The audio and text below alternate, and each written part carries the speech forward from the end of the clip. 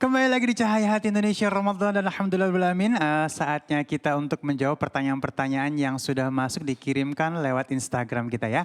Baik, untuk pertanyaan pertama mohon kesediaannya Ustadz Nur Fadilah Ustadz Tile ya. Mohon izin ini dari @iqbal_h.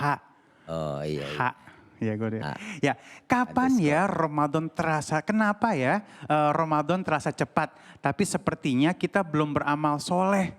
Aduh, bagaimana tuh Guru? Ramadan cepet banget ya, tapi belum beramal soleh. Nah, karena yang dipanggil puasa, dipanggil bulan Ramadan itu bukan imannya. Kalau yang dipanggil iman, yakin dia merasakan manisnya ibadah. Dia merasakan manisnya untuk taraweh, giat tadarus, giat melaksanakan ibadah di bulan Ramadan. Insya Allah yakin kalau udah panggilannya iman, semuanya mengharap ridho dari Allah, akan terasa indah ibadah. Memang kadang-kadang begitu Bang, tahu-tahu ya udah puasa, udah mau habis puasa, udah habis bulan Ramadan. Kenapa? Karena memang bukan panggilan dari iman. Kalau panggilan iman insya Allah dia merasakan lezatnya keimanan, lezatnya ibadah, dia merasakan lezatnya apa yang dilakukan dan diajarkan oleh Allah dan Rasulnya, dia melaksanakan taqarrub ibadah kepada Allah Subhanahu Wa Taala. Itulah makanya kita kesempatan di akhir-akhir ini kita mengajak dan seluruh pemirsa untuk sama-sama ayo kita meningkatkan kembali kualitas ibadah kita agar senantiasa Ramadan ini membentuk karakter. Karakternya apa? Karakter kita menjadi orang yang bertakwa. Nah, bahkan dalam Al-Imam Kusyairi pernah bilang huruf takwa itu ada 4. Ta, qaf, waw, dan ya. Nah, ini simbol dari semuanya ada. Taknya tawadhu, qafnya qanaah.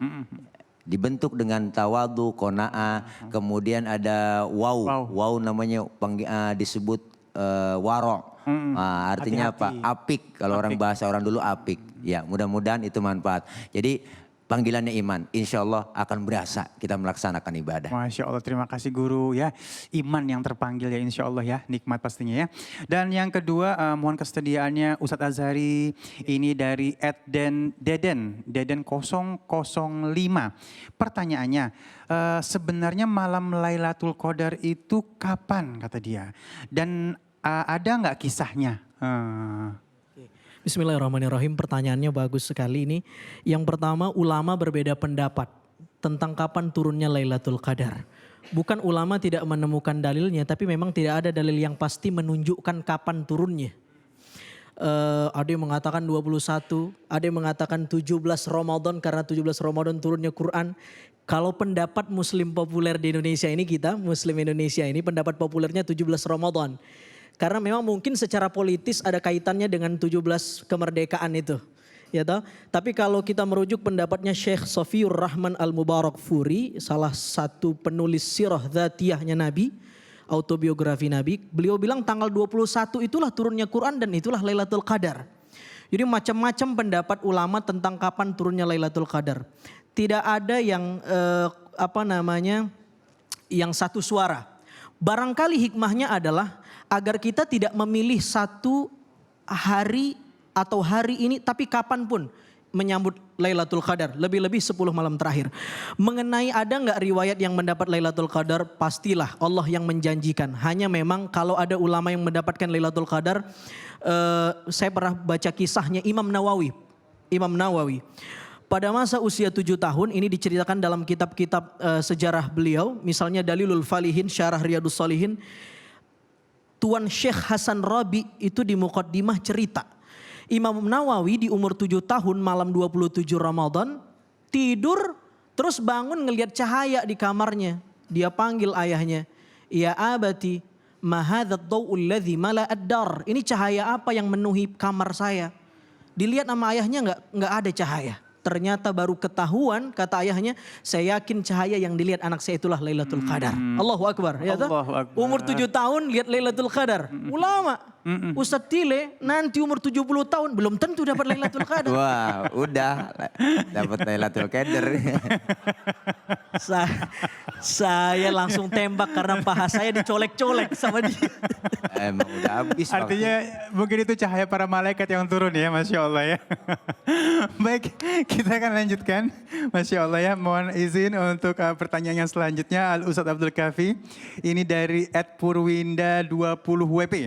Orang tua saya di kampung minta pulang. Jadi orang tua saya di kampung minta pulang. Tapi saya takut membawa virus di kondisi saat ini. Bagaimana ya cara terbaik untuk memberi pengertian kepada orang tua saya? Ya, bismillahirrahmanirrahim. Bagaimana cara terbaik? Yang paling baik adalah memberikan pengertian kepada orang tua dengan kata-kata yang baik. Karena dalam Al-Quran, wa idh akhadna mitsaqa bani Israila la ta'buduna illallah wa bil walidaini ihsana wa dzil qurba wal yatama wal masakin wa qulu linnasi husna. Artinya ketika kita taat kepada orang tua, maka baiknya kita memberikan pengertian kepada orang tua dengan tutur kata yang baik. Ini jangan bilang emak rewel banget sih. Ada akhlaknya ya. Ada akhlaknya. Emak rewel banget lagi corona gitu. Biasanya ada yang begitu ya. Ternyata kemari. Iya, soalnya begitu ya. Dan sekarang apalagi di era digital seperti ini banyak sekali cara-caranya. Salah satunya adalah bisa melalui video call ya, via telepon, kemudian via senyuman, artinya kirim via chat ya dalam hal ini, sampai pemerintah dan ulama menetapkan kondisi Indonesia sudah kondusif untuk melakukan aktivitas baik fisikal maupun social distancing. Masya seperti Allah itu. ya. Insya Allah. Sikal aja. Dan pasti motivasi sabar, insya Allah bulan depan pulang. Amin, insya Allah ya, insya Allah khair semuanya ya. Amin ya. Baik, mohon izin guruku Kiai Haji Khalil Nafis, ini pertanyaan dari Nita Dina ya. Bagaimana cara meningkatkan kehidupan setelah Ramadan, Kiai? Diasah. Jadi kalau ibarat pisau itu diasah terus, diasah sehingga tajam, nggak karatan.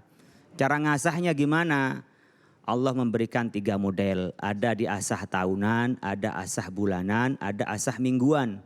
Asah tahunan itu seperti halnya kita puasa yang setahun sekali.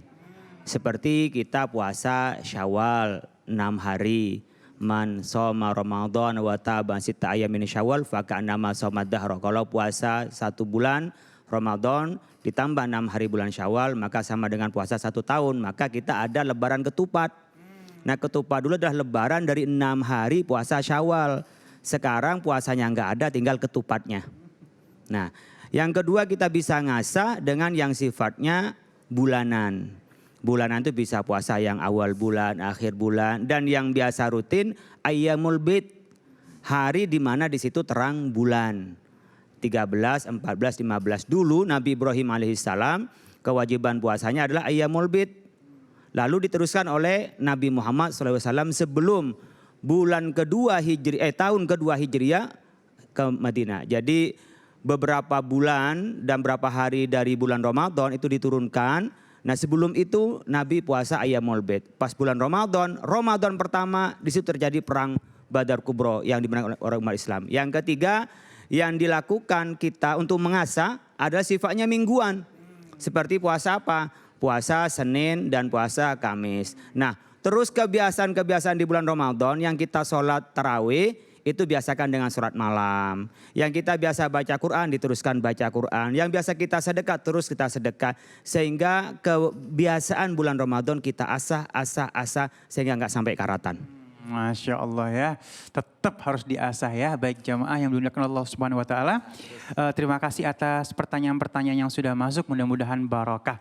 Dan jangan kemana-mana, tetap bersama kami di Cahaya Hati Indonesia Ramadan.